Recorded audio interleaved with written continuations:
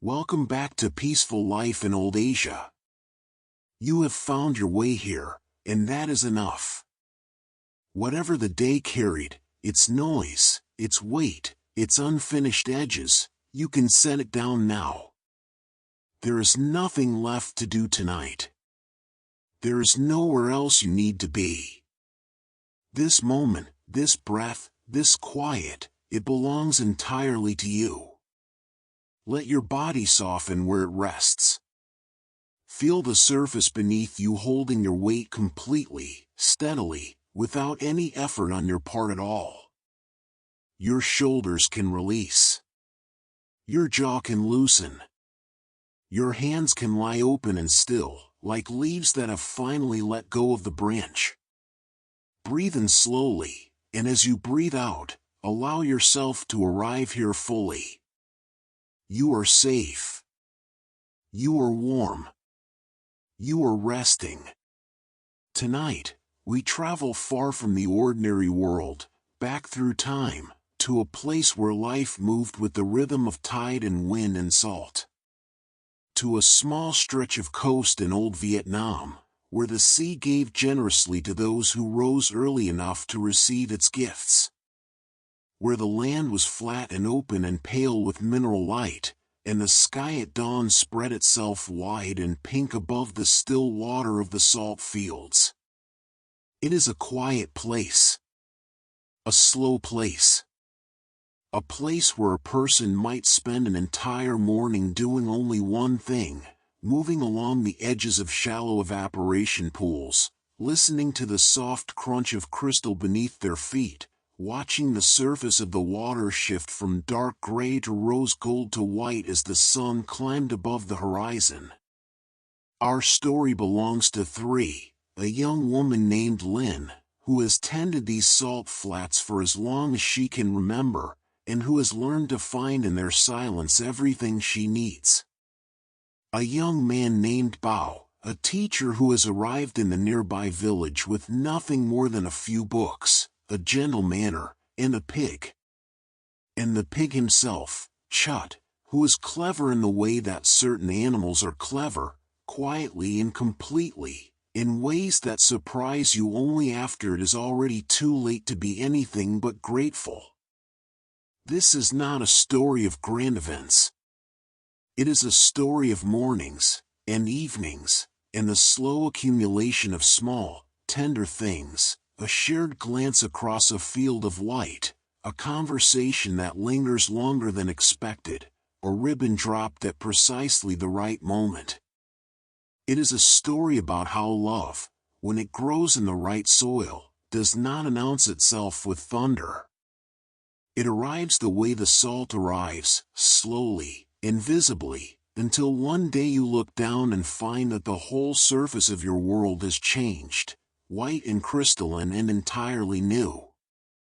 Let yourself grow heavy now. Let your breathing deepen.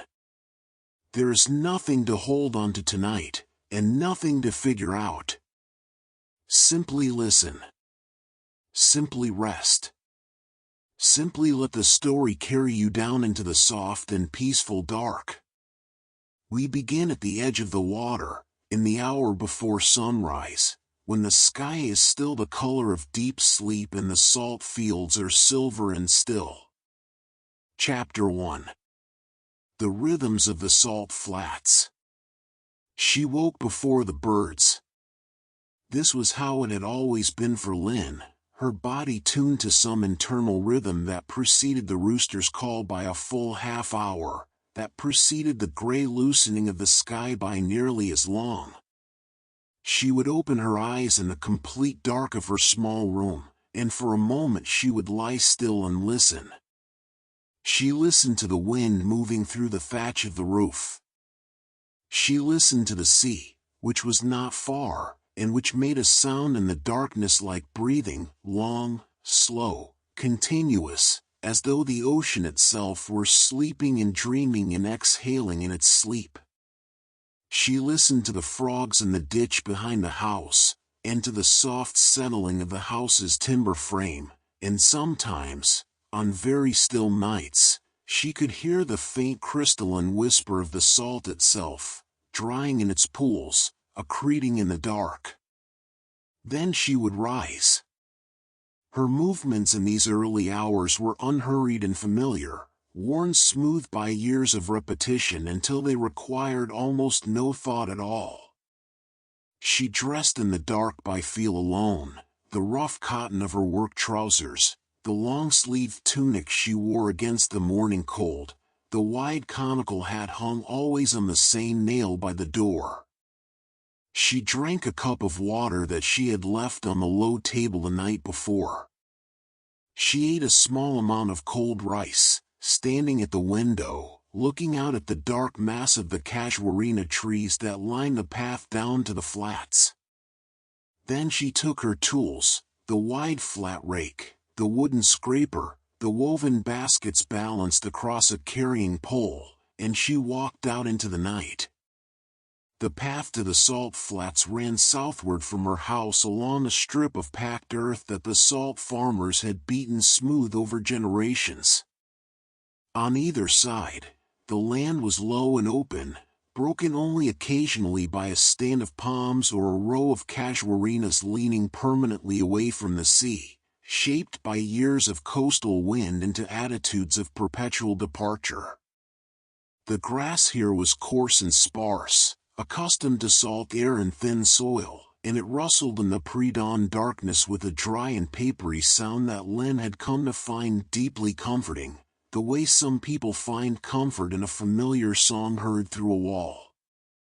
She walked at a measured pace, the carrying pole balanced across her shoulder, the empty baskets swaying gently with each step. She did not use a lantern. She knew this path the way she knew her own heartbeat, knew every rise and dip and turn, every place where the earth was soft after rain, every stone that had worked its way to the surface and needed to be stepped around. The stars were still out, and on clear mornings like this one they gave enough light to walk by, a pale and scattered illumination that turned the path silver and made the world feel enormous and hushed. When she reached the salt flats, she paused. She always paused here. It was not a conscious decision but something her body did of its own accord, a small ceremony she had performed so many times that it had become as natural as breathing. She stopped at the edge of the first evaporation pool and simply looked. The pools were shallow rectangles of seawater, separated by low earthen dikes that Lynn maintained with careful attention throughout the year. The water was drawn in from the sea through a series of channels and sluices, allowed to sit in the outer pools until the stronger brine settled, then moved gradually inward through increasingly shallow beds where the sun and wind could work their patient alchemy. Over days and weeks, the water evaporated, concentrating, thickening, until at last, when the conditions were right, when the sun had shone long enough and the wind had carried enough moisture away, the salt crystallized on the bed of the pool in a thin white crust, glittering and mineral clean. This was what Lynn looked at in the darkness before sunrise. The pools were still now, their surfaces flat and dark and reflective, holding in their depths a perfect inversion of the sky above. She could see the stars in the water, faint, wavering points of white light that trembled slightly when the wind moved across the surface. She could see the faint smear of the southern horizon beginning to differentiate itself from the sky, a barely perceptible brightening that was not yet light but was the promise of it, the suggestion that somewhere beyond the edge of the world the sun was preparing to rise. She stood and breathed and looked, and felt, as she always did in these moments, something settle inside her. Something that had been moving too quickly all night in the corridors of her sleeping mind grew quiet and still, like a bird that folds its wings and finds its perch. This was the part of the day she loved most. Before the heat came, before the physical labor began in earnest, before the world woke and filled with its ordinary noise, These minutes at the edge of the water, in the last of the dark, belonged only to her. Then she set down her baskets and began. The first task of the morning was to assess the beds. She moved along the earthen dike between the inner pools, crouching at intervals to examine the crust forming on the bed, pressing her fingers gently into the pale surface to test its thickness and cohesion, reading the salt the way a skilled reader reads a page, quickly, fluently, understanding the meaning beneath the surface without needing to pause and deliberate. Here the crystals were still too small and fragile, would need another day or two of sun. There, in the second inner bed, the crust was thickening nicely, beginning to show the hexagonal geometry that meant the salt was ready to be raked toward the center. And here, she knelt and ran her fingertips across a section of the third bed. Here it was almost ready. Another warm afternoon and she would be able to gather. She moved to the edge of the pool and began to rake. The rake was a broad flat implement, its teeth long and widely spaced, designed to corral the floating crystals into low mounds at the pool's center without breaking them unnecessarily or disturbing the bed.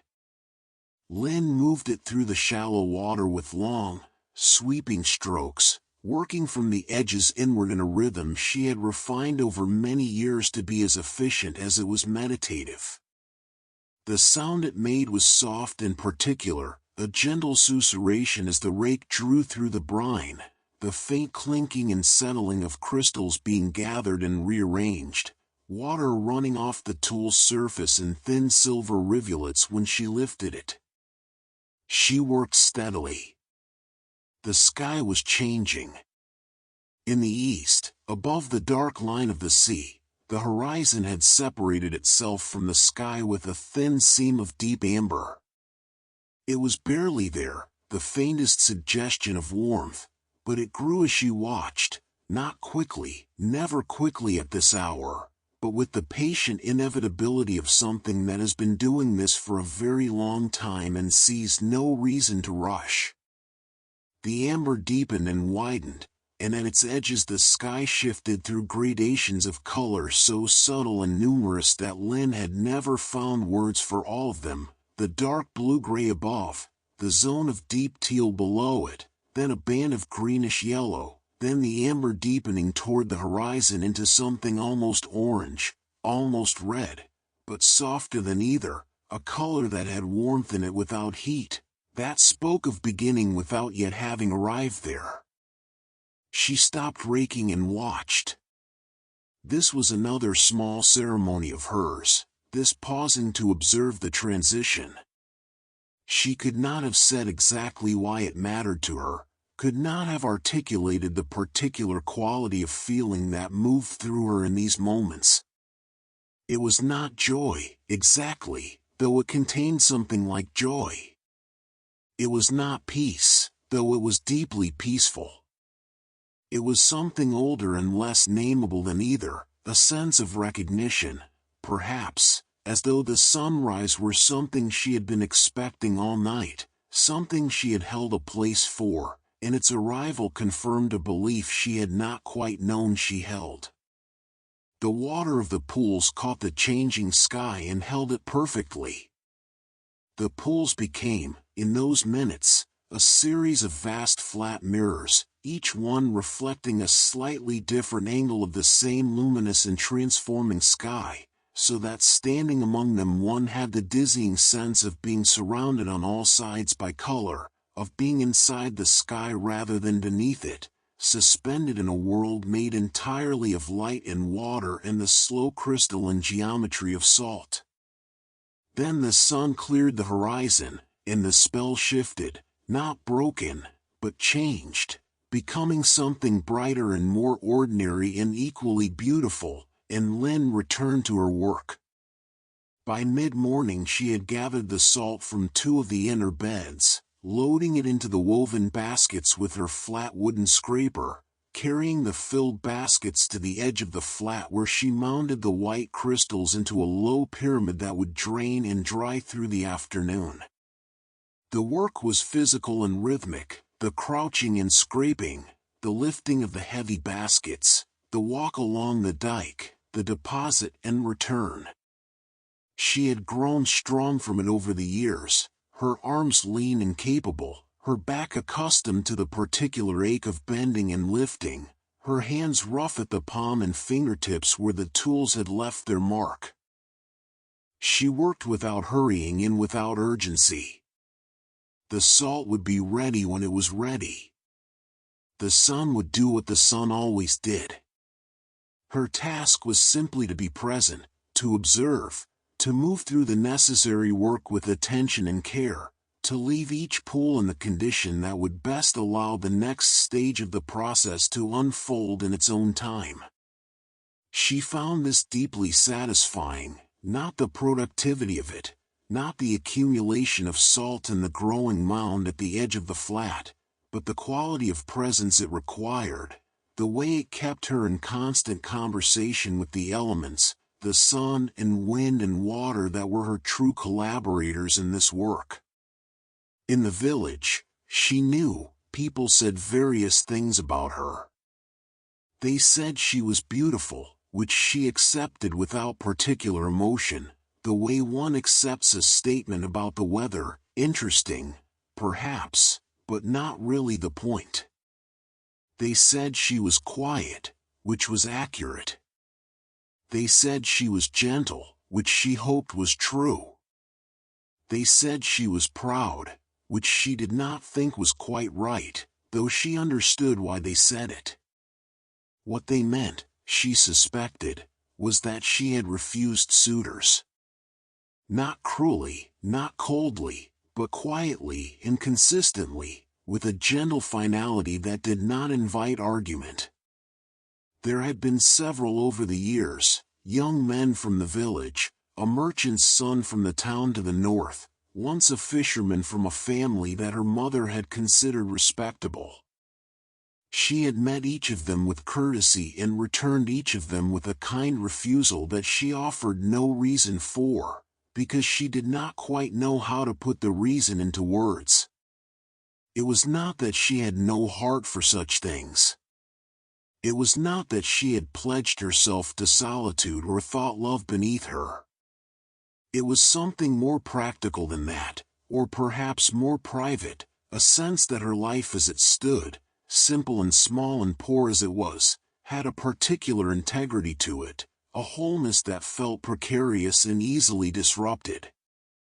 She rose before the birds and walked to the salt flats and worked through the morning in a silence that was her own, and she returned home in the afternoon and mended nets for neighbors and cooked her rice and listened to the frogs in the sea, and there was in all of this a quality of rightness, of fit, that she was reluctant to disturb. She was not lonely. Or if she was, the loneliness was so long familiar that she had ceased to distinguish it from the ordinary texture of her days, the way one ceases to notice a particular quality of light in a room one has lived in for years. By early afternoon she had done what needed to be done. The baskets of gathered salt stood mounded and draining at the edge of the flat. The pool she had not yet harvested sat still and evaporating under the full weight of the midday sun, the white crust thickening invisibly on their beds. The earthen dikes were sound, no breach or softening she had noticed in her morning circuit. The sluice gate was properly adjusted for the tidal movement of the next few days. She collected her tools and loaded them onto the carrying pole. Before she left, she paused once more at the edge of the inner pool.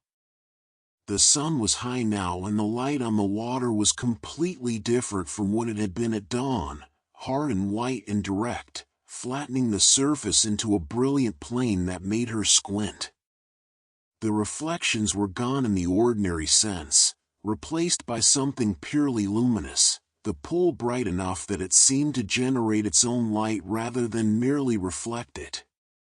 The salt at the mound behind her smelled of clean brine and mineral air, the particular smell of this place that she had breathed so many thousands of times that she could no longer be certain whether she smelled it or simply remembered it each time she arrived.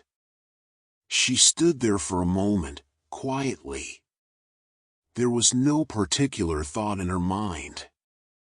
There was the sun, and the water, and the white and crystalline plain stretching out around her, and the distant line of the sea, and above it all the open sky, pale blue and enormous and entirely indifferent to the small figure standing at the water's edge with her tools balanced on her shoulder and the afternoon's rest waiting for her at the end of the path. Then she turned and walked home, through the casuarinas and along the packed earth path, with the wind coming off the water at her back, and the salt crystals she had gathered shining white and newly born behind her in the afternoon light. Her days were made of this. Simple, repetitive, quiet, and entirely her own. She had not yet imagined how completely they were about to change. Chapter 2. The Scholar and His Companion. The village of Manbo sat a little inland from the coast, sheltered from the strongest sea winds by a low ridge of casuarina trees that someone, long ago, had planted in a deliberate line and that had since grown tall and permanent, their feathery branches in constant conversation with the wind, producing that dry and oceanic sound that was as much a part of the village's ambient life as the crowing of roosters or the calls of the fishmongers in the early morning. It was a small village, as villages along that stretch of coast tended to be, a few dozen households arranged along two unpaved lanes, with a communal well at their intersection and a small temple at the northern end whose roof tiles had gone orange with age and whose courtyard was swept clean each morning by whoever happened to rise earliest. There was a market of sorts, though it operated only on certain days and consisted mainly of a handful of women laying out their produce and fish and woven goods on mats in the shade of the largest banyan tree.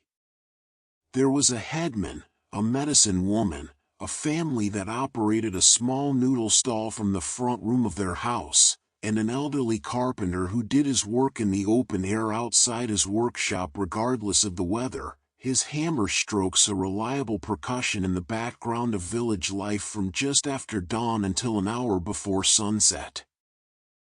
It was into this village that Bao arrived on a morning in early spring, when the air still carried a cool edge from the months just past and the blossoms on the old plum tree beside the temple had just opened and were dropping their petals into the courtyard dust in slow, discontinuous drifts. He came on foot, which was how he preferred to travel when the distance allowed it.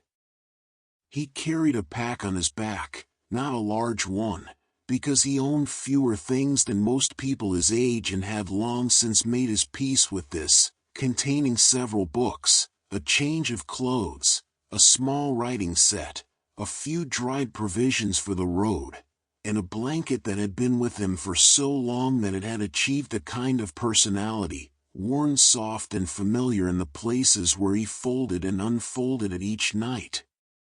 In one hand he held a walking stick, not because he needed one but because it gave him something to do with that hand on long walks and had more than once proved useful for negotiating uncertain terrain. In the other hand he held a length of rope. At the end of the rope walked Chut. Chut was, by any reasonable assessment, a remarkable pig.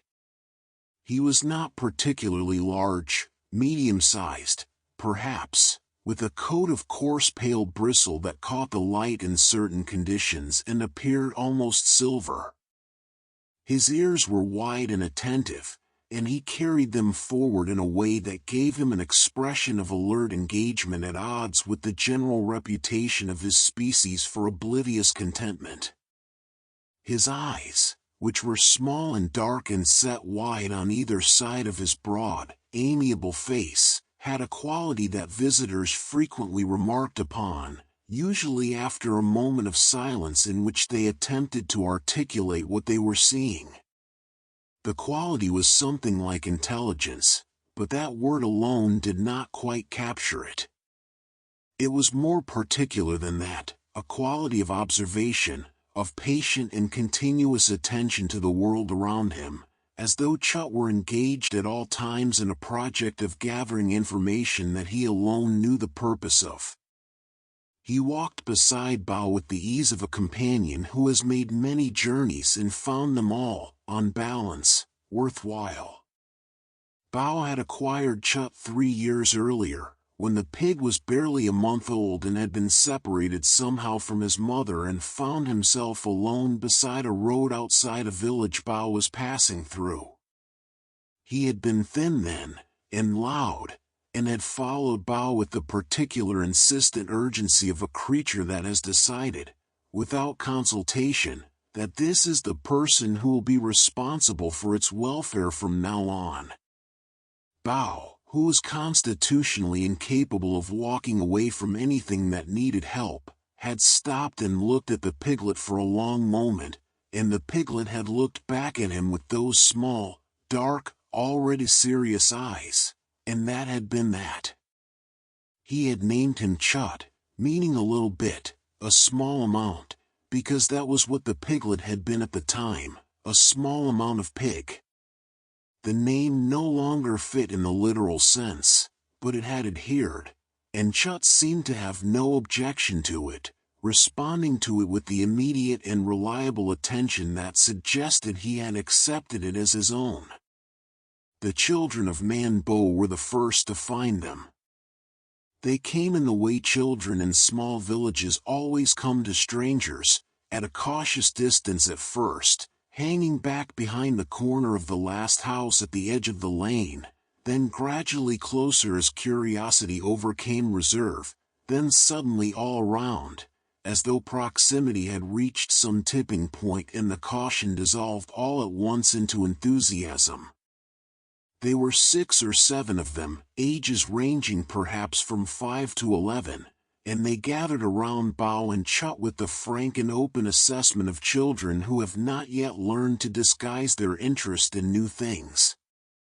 Chut, for his part, accepted this attention with equanimity.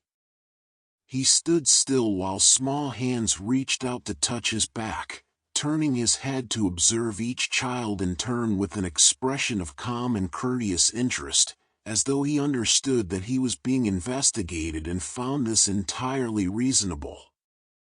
Bao crouched down to be at eye level with the smallest of the children, a girl of 5 or 6 who had approached with great boldness and then stopped abruptly just within arm's reach, apparently surprised by her own courage. "Good morning," Bao said. The girl looked at him. She looked at Chut. She looked back at Bao. "Does your pig bite?" she asked. "Never," Bao said. "Does he look like someone who would bite?" The girl considered Chut with the serious attention the question deserved. "No," she decided. "He looks like someone who is thinking." "That is exactly right," Bao said, and he smiled, and the child smiled back, and then she stepped forward and put her hand on Chut's broad forehead and Chut leaned into it slightly, the way a large and dignified animal will accept the touch of someone who approaches correctly, and the remaining children surged forward all at once and the introductions were properly made. The headman of Man Bo had been expecting a teacher.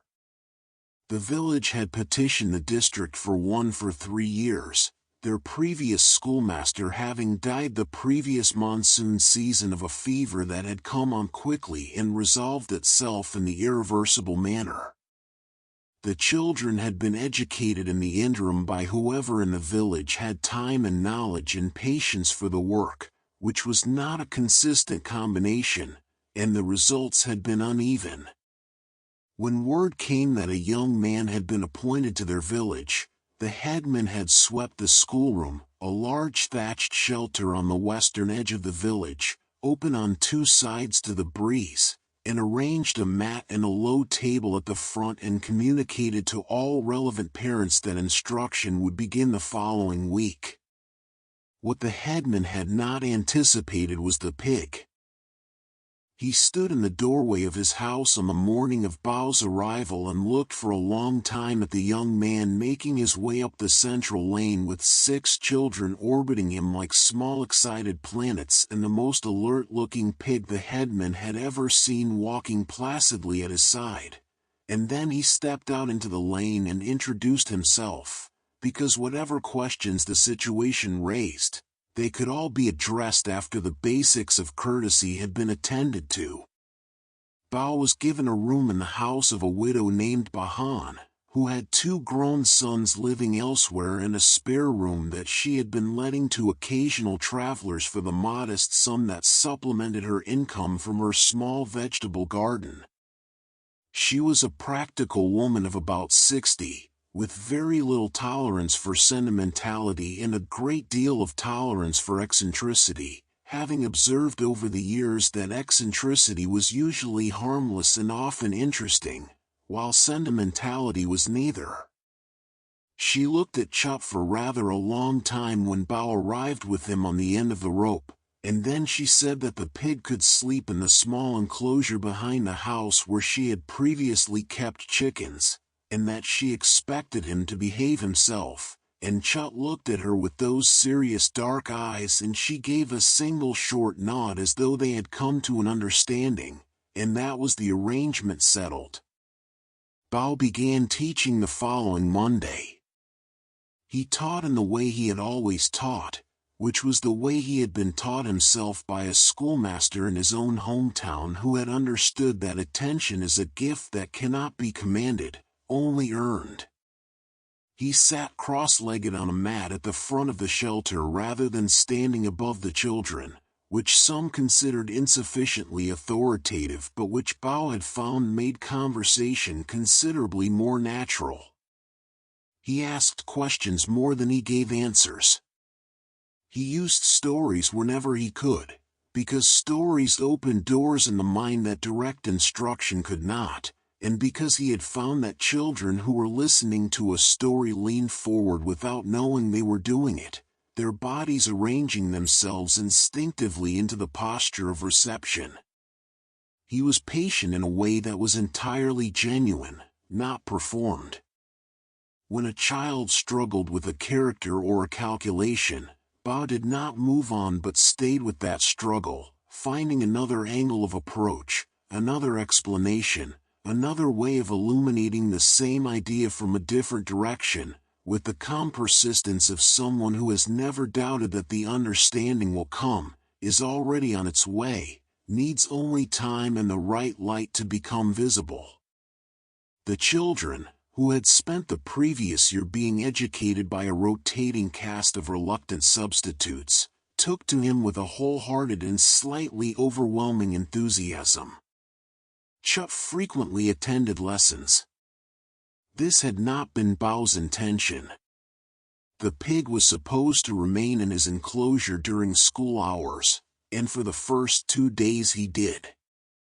On the 3rd day, Bahan discovered that Chud had worked open the latch of the enclosure gate, not forced it, not broken it, but operated the mechanism with the careful and methodical intelligence of someone who has studied the problem and identified the solution, and had made his way across the village to the school shelter, where he had installed himself quietly at the back and was observing the lesson with his characteristic expression of polite attentiveness. The children were delighted.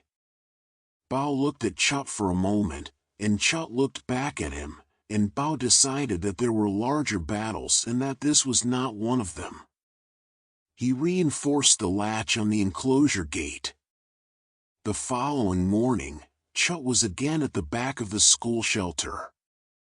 Bao examined the gate and could find no explanation. The latch was fully engaged, the gate sound, no gap through which a medium-sized pig could have passed. He looked at Chut with a combination of suspicion and admiration that had become, over 3 years, a familiar mode of regarding him, and thereafter simply accepted that Chut would be present at lessons and found, as the weeks passed, that the children seemed to read better in Chut's presence, which was either something meaningful or a coincidence, and he was not entirely certain which. It was the children who first told him about Lynn. They mentioned her in the way children mention things, sideways, incidentally, as context for something else, without any apparent awareness of the impression they were creating. One morning a boy named Ton arrived late with salt crystals on his sandals, and Bao asked where he had been, and Ton said he had been helping carry baskets for the salt farmer woman on the way, because she had a heavy load and the carrying pole was giving her trouble. And then another child, a girl named Cuc, said that she had seen the salt farmer woman at the market and she had very long hair and was very kind. She always smiled and asked after everyone's families. And then a third child said that his uncle had wanted to marry her, but she had said no to everyone who ever asked, which he thought was very strange. Bao said nothing about this. He brought the lesson back to the matter of the morning and did not ask further questions. But that evening, sitting outside Bahana's house in the last of the light, listening to the frogs beginning in the ditch and the distant sound of the sea, he found that his thoughts returned to the brief collection of details he had gathered, the salt flats, the long hair, the heavy carrying pole, the gentle refusals, and arranged themselves into a shape that he observed with interest and then set aside without acting upon. He was not a man who rushed toward things. He had learned this about himself early, and had long since ceased to regard it as a flaw. Some people move through life with an eagerness to meet what was coming, leaning forward into every new thing. Bao tended to stand still and let things arrive at the pace they chose. He trusted, from experience, that what was meant to find him generally did, in its own time and by routes he could not have predicted. Urgency, in his observation, was usually a way of getting to the wrong place faster. He heard more about Lin in the weeks that followed, in the ordinary way that one hears about people in small villages, in fragments, accumulated from many sources, building gradually into something like a picture. He heard that her mother had died some years ago and her father before that, and that she had continued the salt farming alone, which people admired but also found slightly sad, though Bao was not sure it was sad at all, simply particular. He heard that she occasionally helped the fishing families when they were short-handed at the nets, and that she could read and write better than most people in the village because her father had been insistent about her education, which was not common for daughters of farming families in that region at that time. He heard that she sometimes sat alone in the evenings by the coastal palms south of the flats and watched the water, and that she brought her own rice and ate it there and watched the sun go down, and that no one had ever seen her look anything other than at peace. None of these things made him feel that he needed to do something. He simply received them, and let them settle, and found that the picture forming in his mind of this woman he had not met was a quiet and particular one, the kind of picture that you look at for a long time not because it is dramatic or striking but because something in it holds you, something in the arrangement of small details produces in you a feeling of recognition that you cannot quite explain. Chut, meanwhile, had formed his own opinion. It was difficult to say with certainty what that opinion was, because Chut did not express himself in ways that were easy to read. But there were signs. He had taken to positioning himself, during the free hour after lessons when Bao usually sat outside with a book, in the direction of the south, facing the coast, with an air of deliberate orientation, as though pointing. He had begun, on their evening walks, to veer consistently toward the southern path rather than the northern one, requiring gentle correction, accepting it without protest but returning on the following evening to the same preference. He watched Bao in the evenings with a quality of patience that was different from his ordinary patience, more weighted, more expectant, as though he were waiting for Bao to notice something that was already perfectly obvious to anyone paying attention. Bao noticed. He noticed the way Chut oriented himself. He noticed the tendency toward the southern path. He found it interesting that these things corresponded to the direction of the salt flats. He said nothing about this, because he had no one to say it to, and because there was nothing yet to say. But in the evenings, sitting in the remaining light with his book open on his knees and the frogs calling in the ditch, he found himself listening to the sound of the sea, and thinking, without urgency, of a woman who rose before the birds to tend a field of light, who had refused every suitor not out of pride but out of something he thought he understood, a love of one's own particular life, a reluctance to ask it to become something different, a faithfulness to the quiet that had taken years to learn. He thought he might understand that very well. And Chut sat beside him in the falling dark, facing south, and waited. Chapter 3. The Clever Matchmaker. It was Chut who decided that enough time had passed. This was not a conclusion anyone else had reached. Bao had not reached it. Bao was still in the phase of his process that looked, from the outside, very much like doing nothing, but which was in fact a kind of active and attentive waiting, the way a fisherman who knows his water will sit without visible impatience for a very long time because he understands that what he is waiting for is already moving toward him and requires only stillness, not intervention. The village had not reached it either. The village had largely concluded that the new teacher was pleasant and capable and perhaps a little too content with his own company, and had filed this observation away with the mild regret that communities feel for quiet young men who do not seem to understand that life is waiting for them to participate more vigorously in it. Chut, however, had reached it. The evidence had been accumulating for weeks.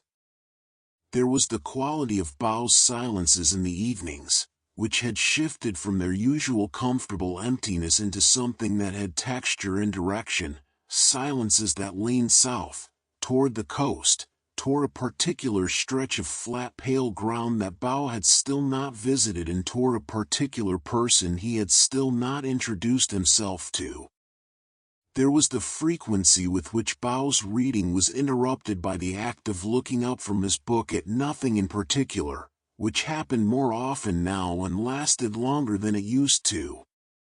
There was the way Bao had recently taken to walking a little more slowly on the southern path during their evening circuits, his steps losing their usual purposefulness and becoming something more like wandering, the body's way of communicating what the mind had not yet decided to acknowledge. All of this Chut had observed and catalogued and weighed, and he had arrived at his conclusion with the calm certainty of someone who has done the mathematics carefully and is confident in the result. What was needed was an occasion.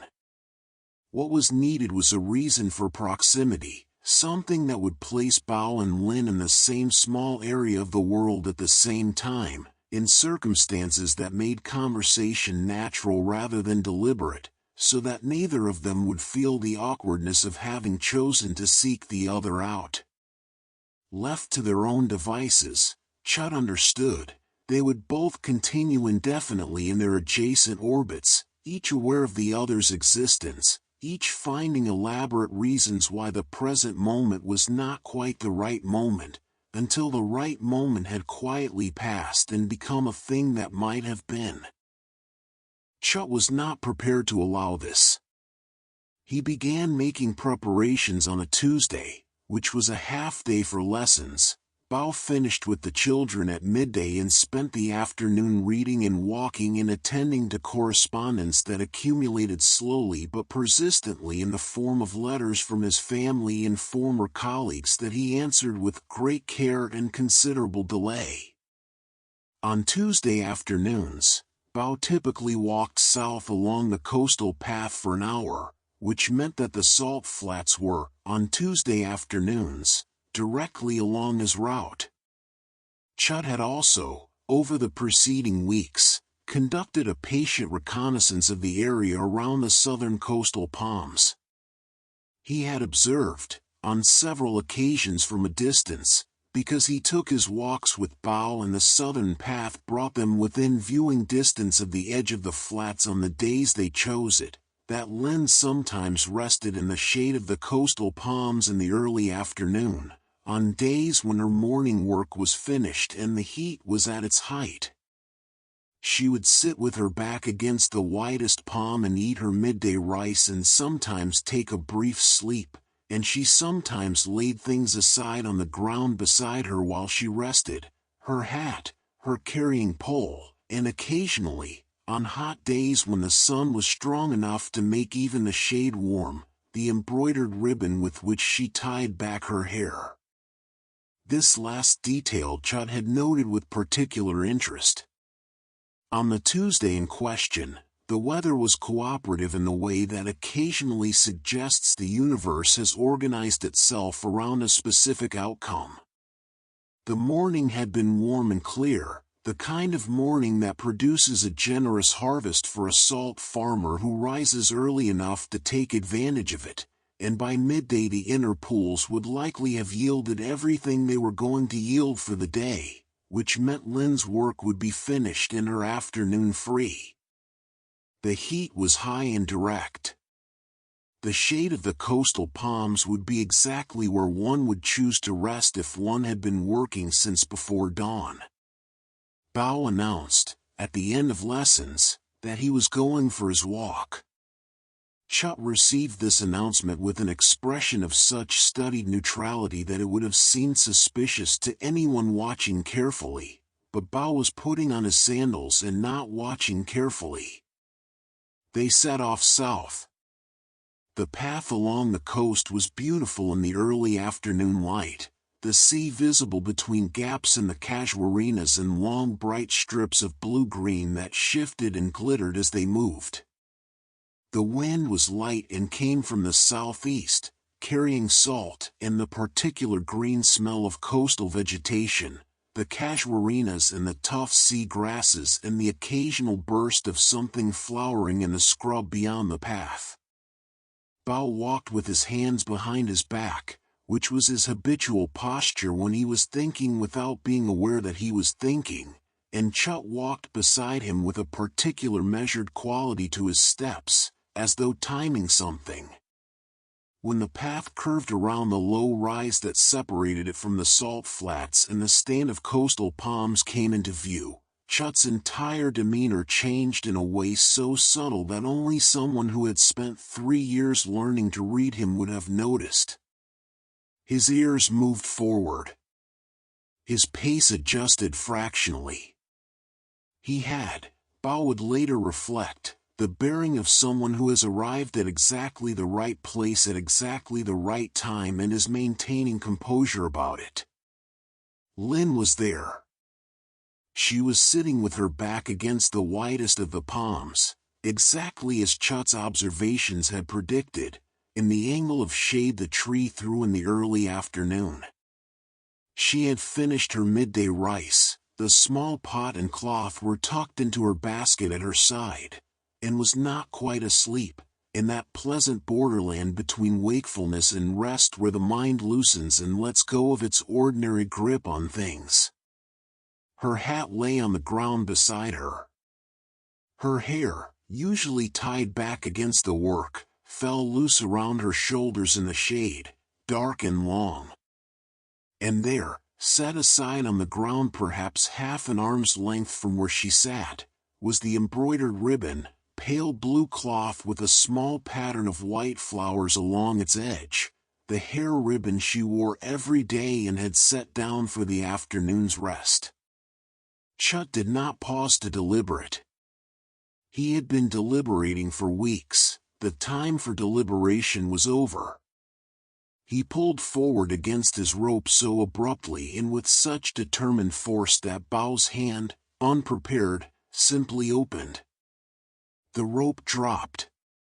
And Chut moved, not running, exactly, because Chut rarely ran, having determined long ago that running communicated panic, and he was not panicking. He was executing a plan, but moving at a pace considerably brisker than his usual amble, covering the ground between the path and the coastal palms with the purposeful efficiency of someone who knows exactly where they are going and why. Bao said his name, in the tone of mild exasperation that 3 years had made very familiar. Chut did not stop. He reached the ribbon, and he picked it up in his mouth with a delicacy that was almost laughable. He was gentle with it, careful, the way he was careful with all objects he considered significant, and then he turned and came back toward the path. But not entirely back to the path. He came back at an angle that brought him close to where Lin was sitting, and as he passed within 2 steps of her, he dropped the ribbon at her feet with a small deliberate motion, as though he were making a delivery that had been expected, and then continued toward Bao with the air of someone who has completed a task to their own satisfaction. Lin, who had been drifting at the pleasant edge of sleep, became aware of several things in rapid succession. First, the soft sound of something being set down near her. Second, upon opening her eyes, a pig, a medium-sized, silver-bristled, entirely composed pig, standing a step away and regarding her with small dark eyes that held in them a quality she could not immediately name. Third, beyond the pig, a young man coming down from the path at a half-run with an expression that combined embarrassment and helplessness in proportions that were, she found, rather endearing. She looked at the ribbon on the ground before her. She looked at the pig. She looked at the young man arriving breathlessly at the edge of the palm shade, and she saw that he was genuinely mortified, which meant he was not the kind of person who used the pig as an excuse to approach women, which meant the pig had done this on his own initiative, which raised a question she was immediately curious about. "I am very sorry," Bao said, reaching for Chut's rope and missing because Chut stepped slightly to one side. I don't know how to explain him. He is usually better behaved than this. That is, he is usually better at concealing his intentions." Lin looked at Chut, who was looking back at her with that expression she still could not name but was beginning to suspect was something very much like satisfaction. "Is that your ribbon?" Bao asked, with the careful hopefulness of a man trying to confirm the extent of the damage. Lin looked at the ribbon, then at the pig, then at Bao. Something in her, some habitual guardedness, was having difficulty maintaining itself in the face of the situation's fundamental absurdity, and what was making its way up to replace it was something much lighter and less defended. She picked up the ribbon. "It is," she said. And then, because she could not help it, she laughed. It was a real laugh, unguarded and warm, the kind that comes when something is genuinely funny in a way that has surprised you, and Bao, who had been braced for justifiable irritation, found himself disarmed by it in a way he had not anticipated, found himself smiling back before he had decided to, found himself thinking that the laughter was exactly what her voice should sound like, which was a thought he set aside hastily because it was too much for a first introduction. He managed to secure Chut's rope. Chut accepted the recapture with the good grace of someone who has achieved what he came for and has no objection to the formalities of resuming normal appearances. He sat down beside Bao with the air of a dog that has retrieved something and is waiting for acknowledgement. Bao introduced himself properly, which seemed important given the circumstances, his name, his position, how long he had been in the village. Lin told him her name and said that she had heard there was a new teacher, which was the kind of thing one heard immediately in a village of that size.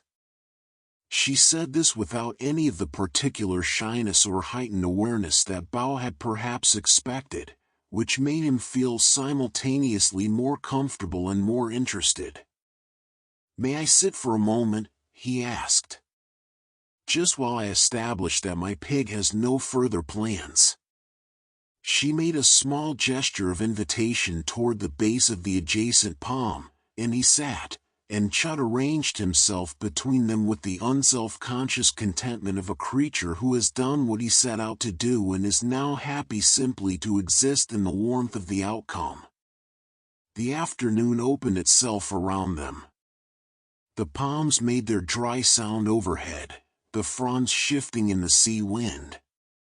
The light came through in shifting patterns across the ground, pale and gold and moving.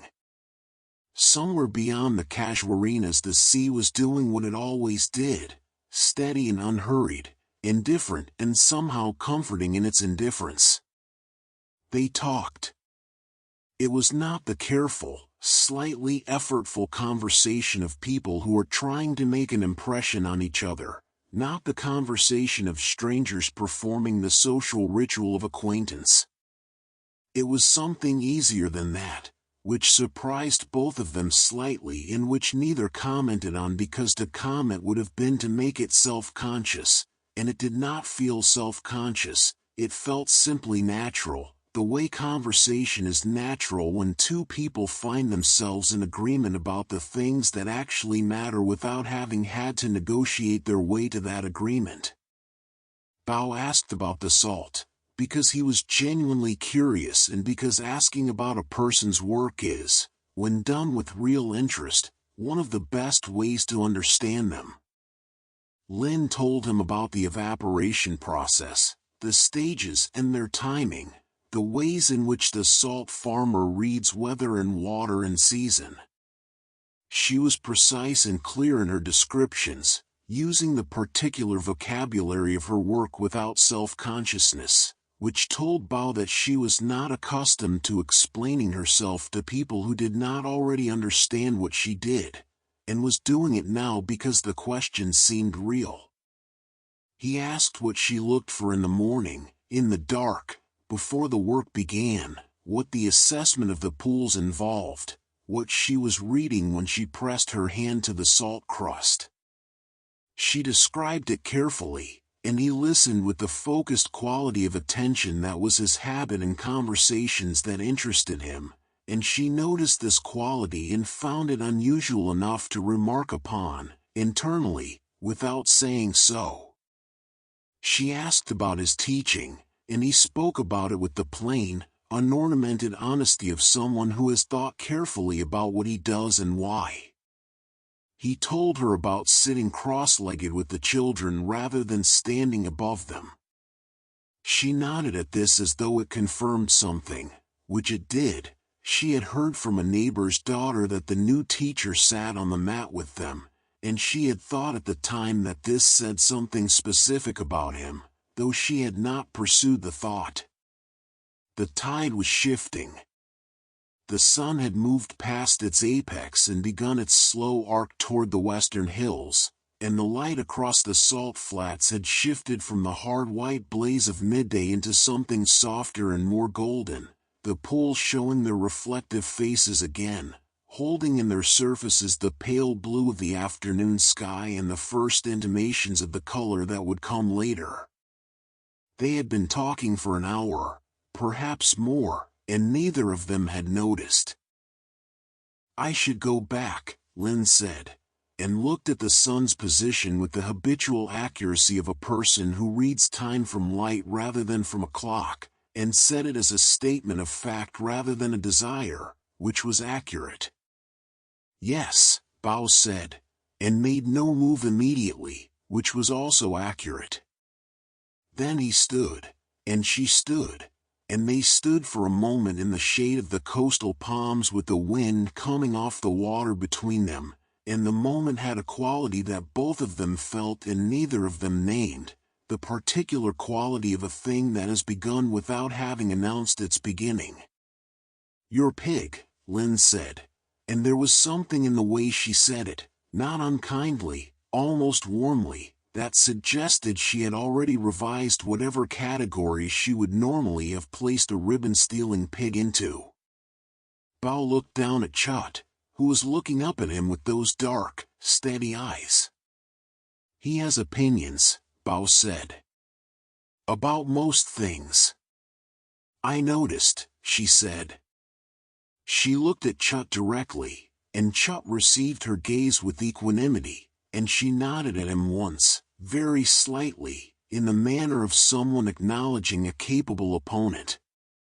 Then she picked up her hat and her basket and her carrying pole, and walked back along the edge of the palms toward the path that led to her house, and Bao watched her go with his hands at his sides and the rope loose in one of them, and Chut sat beside him and also watched, and the afternoon light was warm and golden on the white expanse of the salt flats, and the sea made its continuous sound beyond the trees. After a long moment, Bao looked down at Chut. Chut looked up at him. "That was deliberate," Bao said. Chut offered no response, but the quality of his silence was eloquent.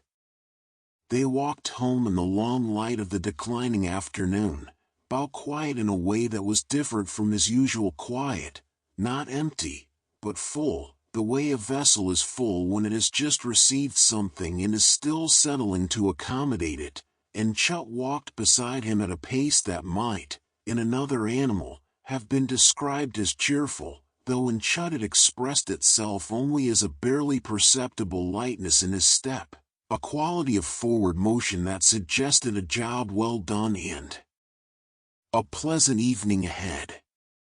The village received them as it always did, with its ordinary sounds and smells and the low orange light of late afternoon on its tiled roofs. Bahan was in her garden, and she looked up and looked at Bao's face with the sharp perception of a woman who has lived long enough to read faces accurately, and she said nothing but returned to her garden with the small, private expression of someone who has just had a suspicion confirmed.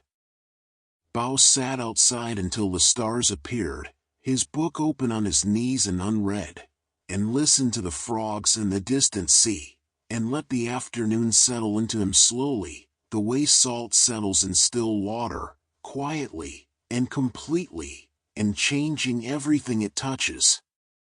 Chapter 4. Whispers in the Salt Air. It began with no formal agreement between them. There was no moment in which Bao said he would come, or Lin said he was welcome, or any arrangement was made that could be pointed to afterward as the beginning of the thing.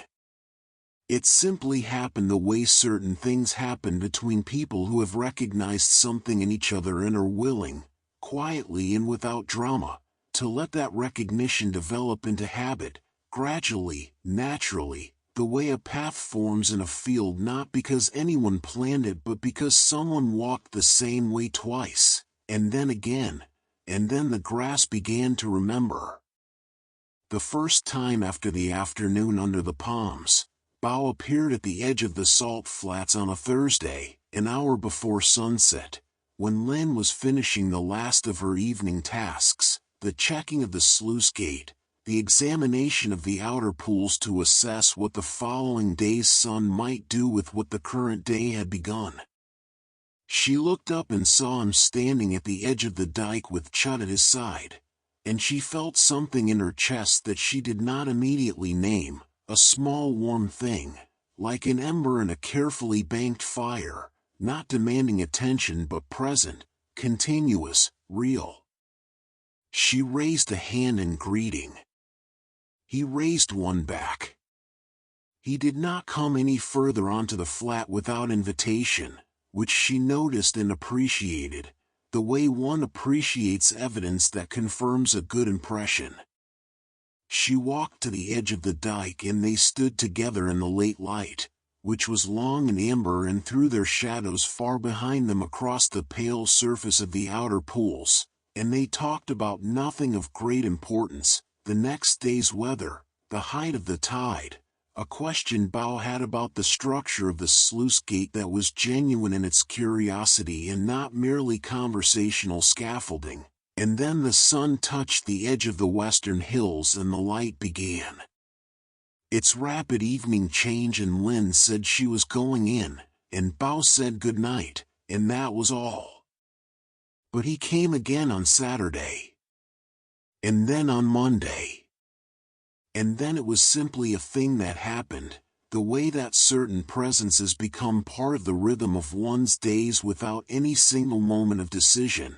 The way the tide becomes part of the day for people who live near it, not chosen, exactly, but received, incorporated, relied upon without the reliance being consciously acknowledged.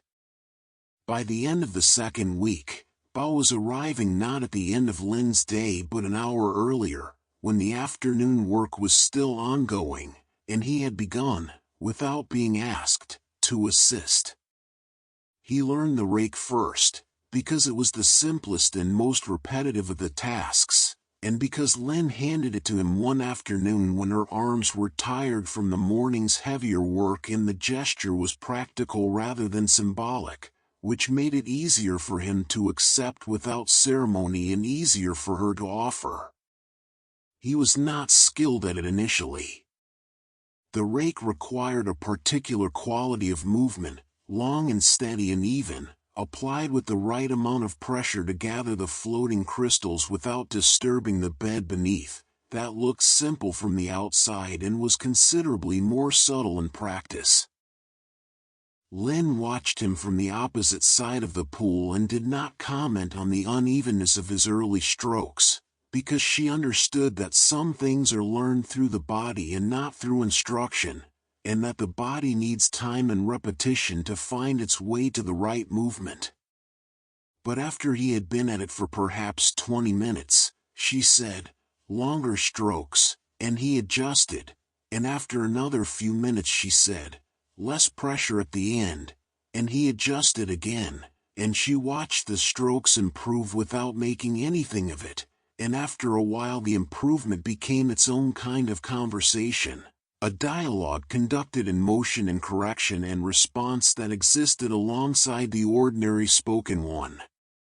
He learned the scraper next, the flat wooden implement used to consolidate the gathered crystals into the low mounds at the pool center.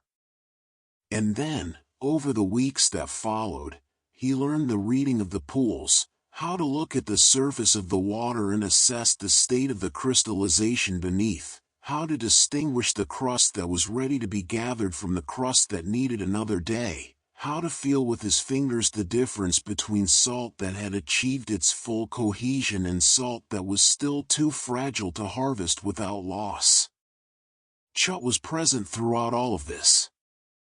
He had established himself at the edge of the flat near the earthen dike as his habitual position during these afternoon visits, and from there he maintained his characteristic vigilant attention, alert to the shifts of wind and light and weather that Bao had learned to watch for in Chut's posture as a supplementary source of information. If the wind shifted in a direction that might affect the evaporation rate, Chut's ears would move and his head would turn, and Bao had learned to notice this and mention it to Lin, who would assess the new wind direction and decide whether any adjustment was needed.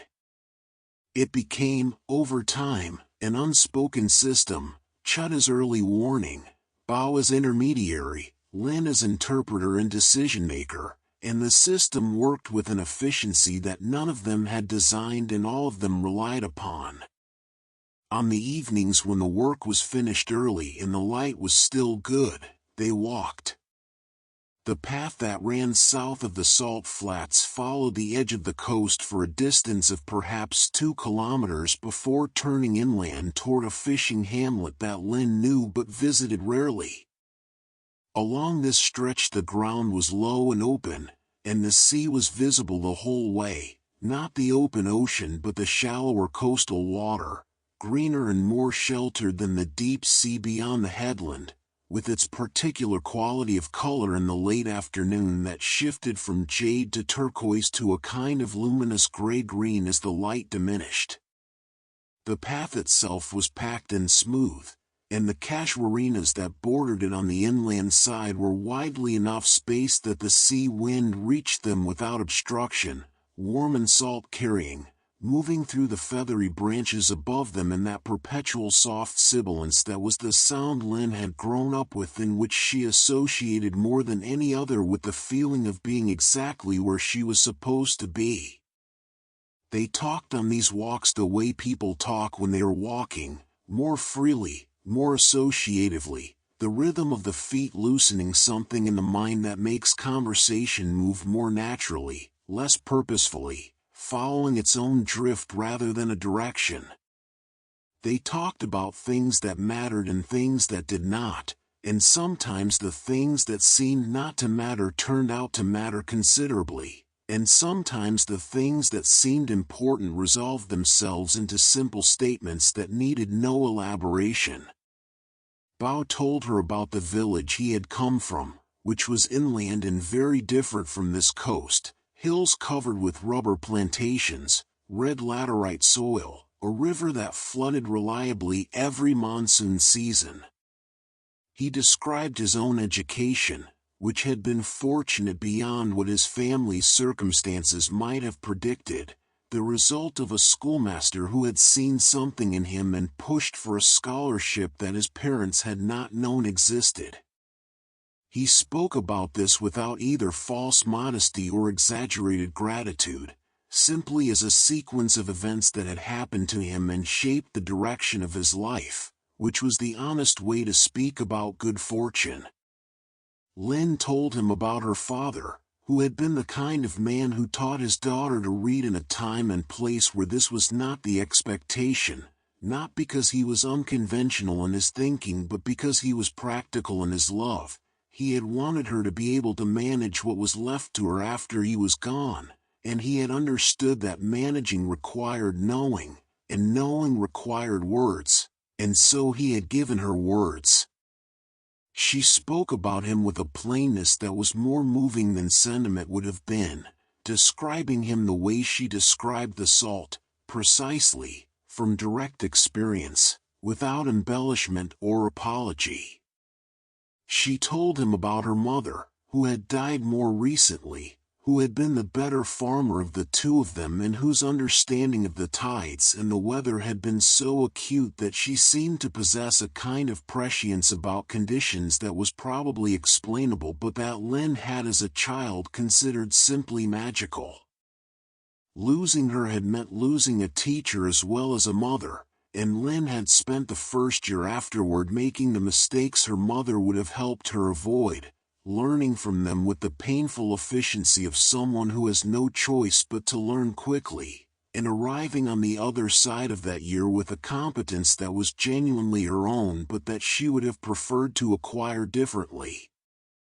Bao listened to all of this without filling the silences that came between parts of it, which was one of the things Lynn noticed about him, that he did not feel the need to fill silences.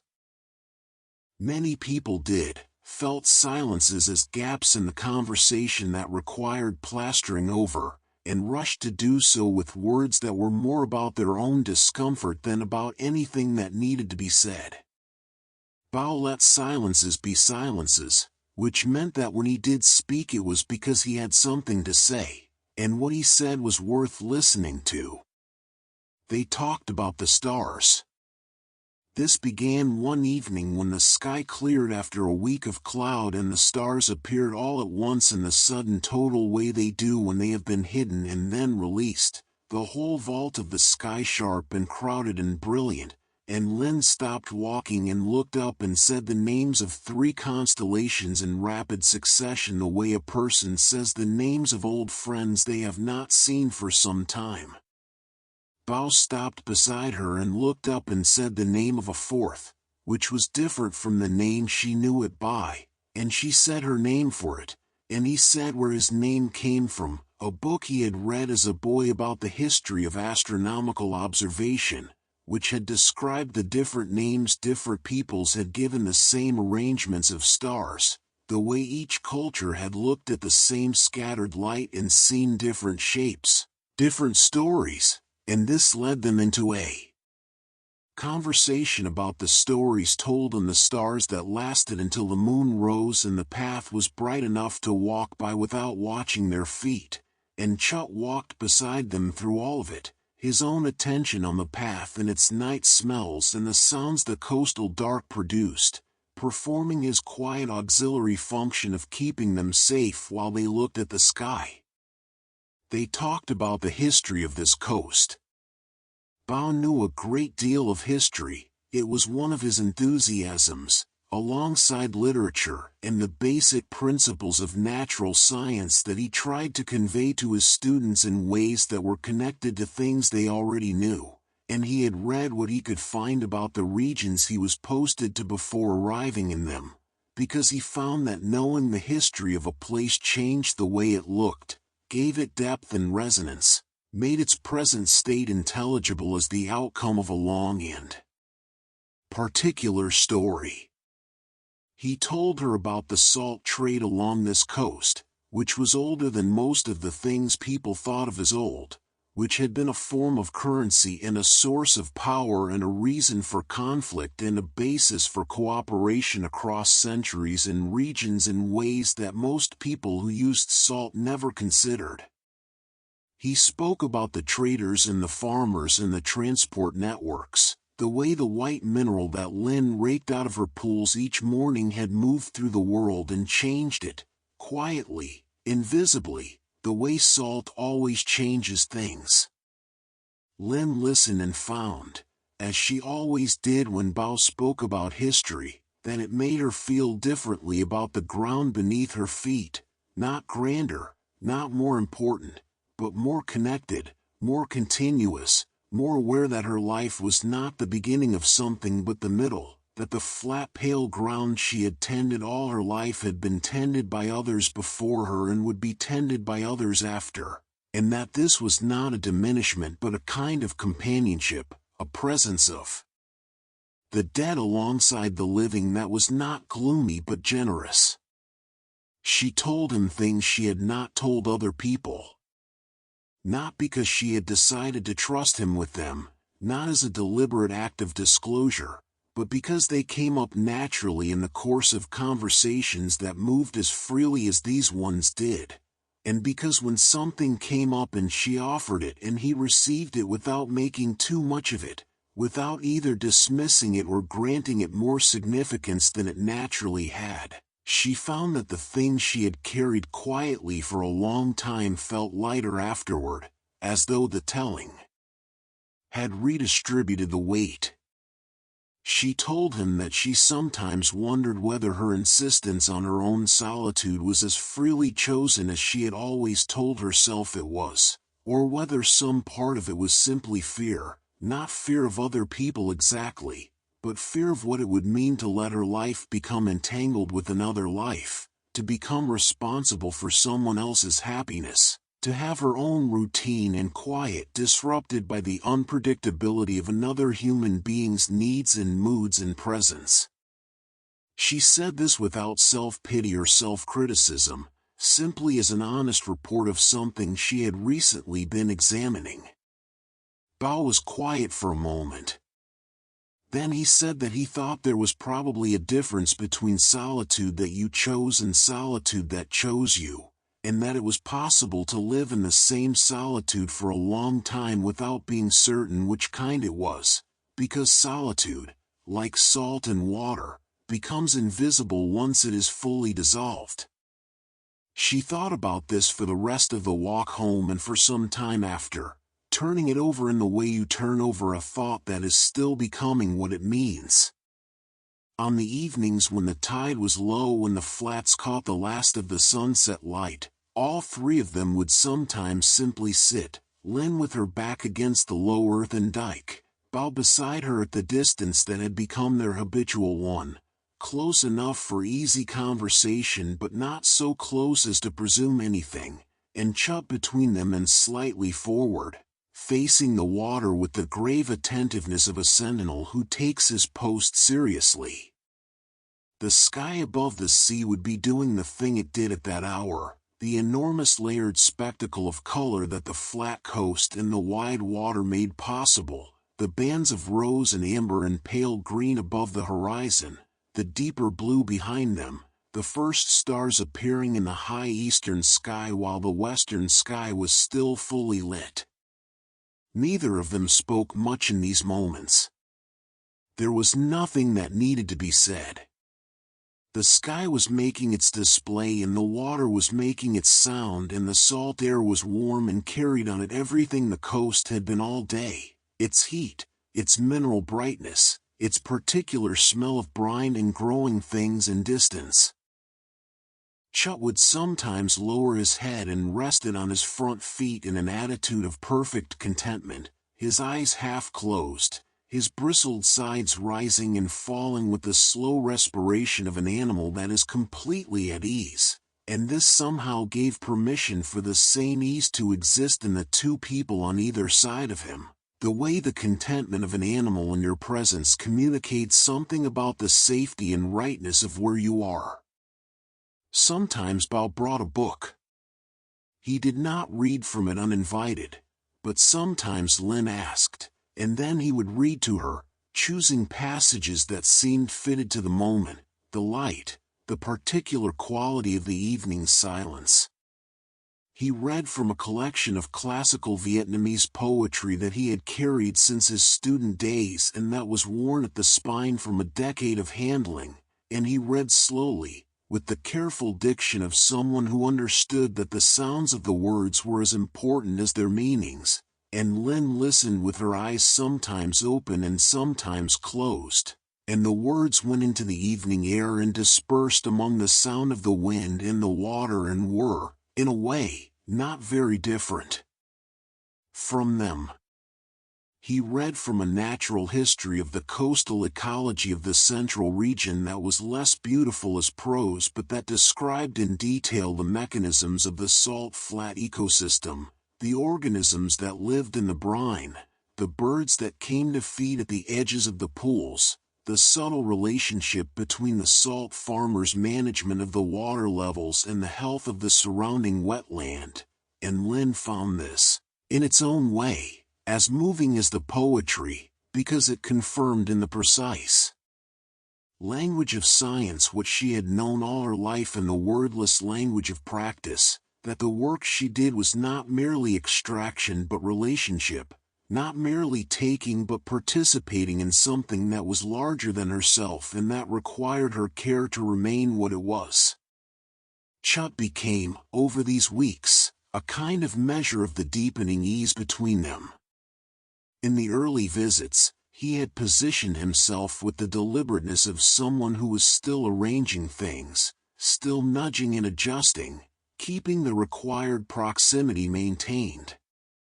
As the weeks passed and the proximity became self-sustaining, he relaxed his diplomatic function and simply existed among them, settling into whatever position was most comfortable for himself, occasionally placing his head against Lin's knee with the confidence of an animal who has determined that this is a person from whom such contact will be welcomed, and Lin would rest her hand on his broad, bristled forehead without thinking about it, the way you rest your hand on something that has become familiar. Bao watched these interactions with a warmth that he did not perform and did not attempt to diminish. Chut's acceptance of Lin and hers of him, the ease with which the two of them had established their own relationship, parallel to and supportive of the larger one developing between the humans, seemed to him to mean something, though he would have been hard-pressed to articulate what exactly. Only that Chut, whose instincts about people he trusted more than he trusted many human judgments he had encountered, had found in Lin something worth leaning into, and that this confirmed, in a way nothing else quite could, the feeling that had been building in him since an afternoon under the coastal palms when a ribbon had been dropped at precisely the right moment. There were evenings when he walked home through the village in the dark, Chut at his side, the path lit by the moon or by starlight or on cloudy nights by nothing at all, and he would walk the familiar route by feel, by habit, by the body's accumulated knowledge of ground it has crossed many times, and he would carry with him the feeling of the last few hours the way you carry something warm, carefully, with an awareness of its value, wanting to arrive with it still intact. The schoolchildren noticed. Children always notice these things, because they are closer to the truth of adult behavior than adults imagine, and because the social world of a small village is a subject of constant and expert observation for people who have, as yet, very little power in that world and must therefore understand it precisely. They began to ask Bao questions, not directly, because even children understand that direct questions about such things cause adults to become awkward and evasive, but sideways, in the manner they had learned from generations of small village childhood. They asked whether the salt farmer came to the market on the days they attended the market. They asked whether Chut liked going to the salt flats, which was a question about Chut but which Bao understood had a different subject. They drew, in their schoolwork, pictures that occasionally included a figure with a wide conical hat and a carrying pole, without specific attribution.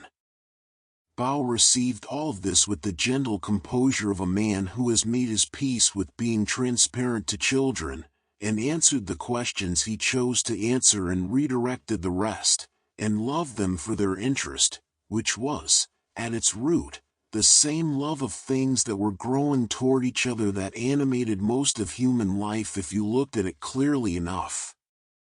Bahan said nothing directly. But she began, without comment or explanation, to leave slightly more food at breakfast, and Bao understood that this was her way of expressing approval, because Bahan expressed most of her positive feelings through the medium of food. And he thanked her for the breakfast and she said there was nothing to thank her for, it was just rice, and they both left it at that.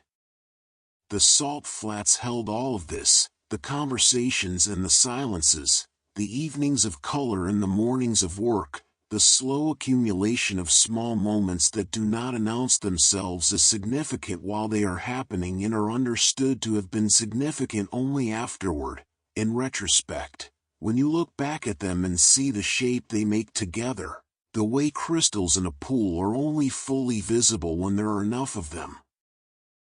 And the wind moved across the water as it always had, carrying its freight of salt and distance, and the sun rose and set and rose again, and the tide came in and went out with its patient and geological reliability, and beneath all of it, in the shallow pools and the crystalline beds and the long white hours of the working day, something was becoming what it was going to be, slowly, without announcement, with the particular quiet confidence of things that are growing in the right conditions, and need only time. Chapter 5. The Night of the Silver Harvest. The signs were there before the storm was. Linh saw them first, the way she always saw weather coming, not in any single thing but in the accumulation of small things that individually might mean nothing but together meant something specific, and meant it with a certainty she had learned to trust above any other source of information about the sea and sky. The clouds in the west that afternoon had a particular quality. Not the soft rounded clouds of ordinary weather but something flatter and more purposeful, arranged in long parallel bands that spread across the horizon like the pages of a book laid open and pressed flat. The wind had been shifting all day, moving from its usual southeast direction toward the south and then back again in a restless, irresolute way that was more unsettling than a strong steady wind would have been. The birds had left the outer pools earlier than usual, the long-legged wading birds that came every afternoon to feed at the edges, they had gone without ceremony, all at once, as though responding to a signal she had not heard. And the water in the inner pools had changed color. This last was the thing she could not explain and did not try to, the thing her mother had also noticed and had called simply a telling, because it told you something the sky and the wind were still only suggesting. In the hours before an unseasonal storm, the brine in the deepest inner pools sometimes shifted in color from its usual pale mineral gray to something darker and more opaque, as though the water were drawing itself inward, becoming more of itself in preparation for the pressure that was coming. Her mother had described this to her when she was very young, and she had seen it perhaps 4 or 5 times in her life, and each time had been followed by a storm that came from an unexpected direction at an unexpected hour, and that did what unseasonal storms did to salt harvest: it dissolved what had crystallized, and dispersed what had been gathered, and set the whole patient work of weeks back to the beginning. This time, however, she had a great deal to lose. The past 3 weeks had been exceptionally productive. The weather had been almost exactly right: long clear days, moderate wind, the kind of consistent sun that evaporated the water at an ideal rate without scorching the developing crust, cool enough at night to slow the process without interrupting it. The result was that all 5 of her inner pools were in various advanced stages of crystallization, and 3 of them had reached the point of harvest, the crust thick and cohesive, the crystals large and well-formed, the yield from each pool potentially the best she had seen in several years. She had planned to begin the main harvest the following morning, the systematic gathering that would take 2 full days and produce the mounded white pyramids that she would then bag and carry to the buyer in the town to the north. If the storm came tonight, before the harvest, it would take everything. She stood at the edge of the innermost pool in the late afternoon and looked at the darkening water and felt the changed wind on her face and made her calculation quickly, because it was a calculation she had made before and knew the components of. She could not harvest 3 pools alone, in the dark, in time to save the salt before the storm arrived. She had no family to call on, no one whose assistance was already promised. She thought about the fishing families who sometimes helped her, but they would have their own preparations to make tonight for their boats, and the time it would take to ask and wait and explain was time she could not spend. She thought of Bao. The thought arrived not as a decision but as a fact, presenting itself with the simple directness of something obvious. He was there, he had learned the work, he would come if she asked. She knew this without needing to consider it. And then, alongside this, a smaller and more private thought, that asking was its own kind of threshold, the crossing of which meant something. That accepting help from someone was different from accepting their company, that it bound things differently, created a different kind of obligation and reciprocity. That she was, in asking, doing something she had not done before and that could not be undone. She picked up her carrying pole and walked to the village. She did not run, because there was no point in running when the distance was fixed and the urgency was best preserved for the work, and because running would have alarmed anyone she passed and she did not want to alarm people before she knew what the night would bring. She walked at the fastest pace she could sustain comfortably, and the wind was at her back now when it had made its decision while she had been making hers. It was coming from the south with a new steadiness and a new coldness, carrying moisture in it, the particular weight of air that is gathering water from the sea. She reached Bahana's house just as the last of the daylight was making its exit, the sky in the west compressed into a thin band of dull amber between a cloud and the dark hills, and she knocked at the gate, and Bahan came out and looked at her face and looked at the sky and said, without preamble, that Bao was in the back with Chut and she should go through. Bao was sitting on the low step at the back of the house with a book and a small lamp and Chut beside him, and he looked up when she came through the gate and read her expression before she had said a word. The way she had come to understand, he read things, quickly, attentively, without dramatizing what he found. She told him what she had seen. The clouds, the shifting wind, the birds leaving early, the water in the inner pools.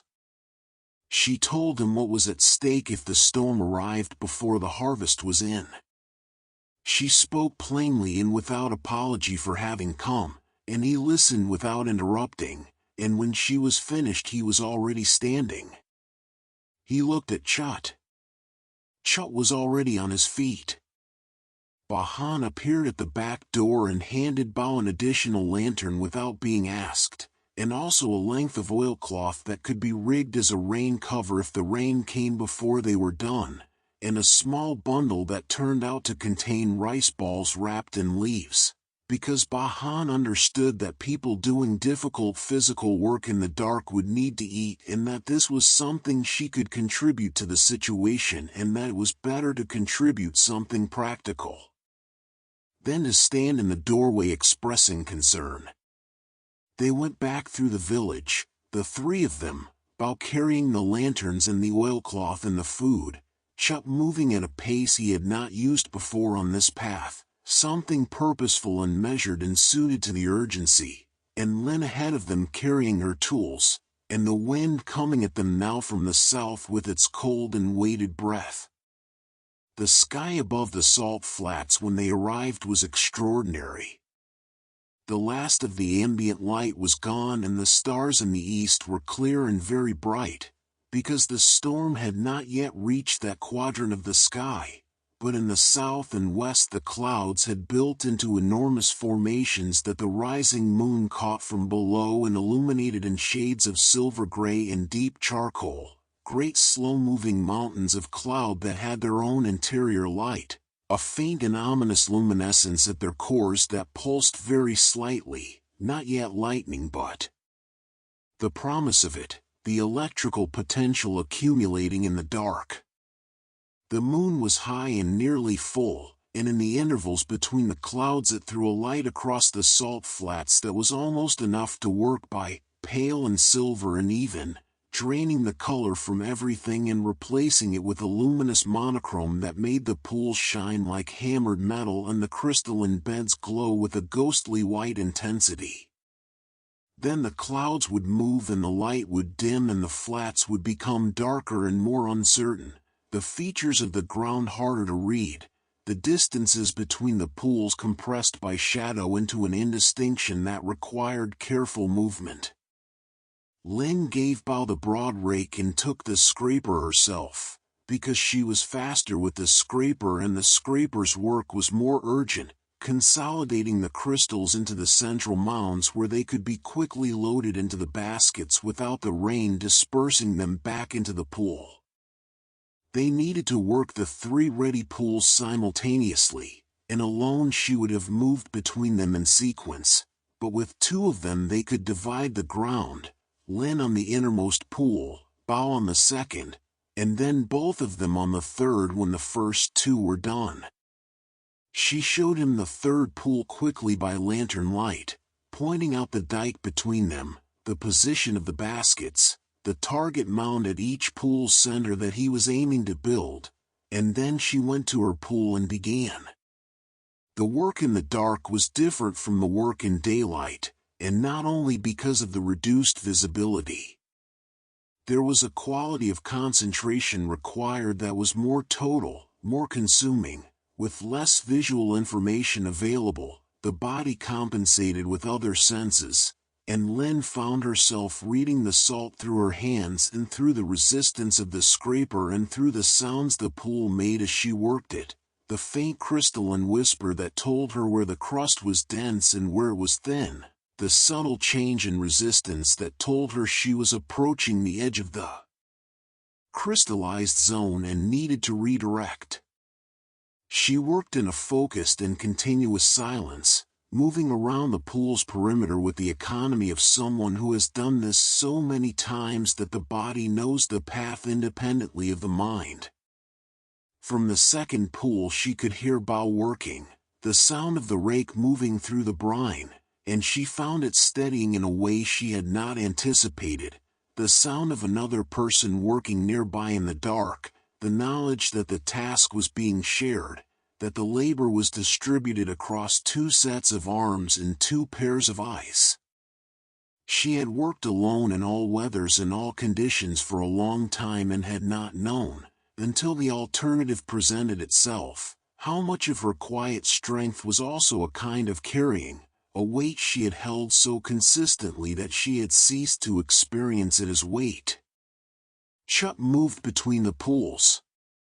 This was not something Lin had asked him to do and not something she had anticipated, and it turned out to be the most practically valuable contribution of the night.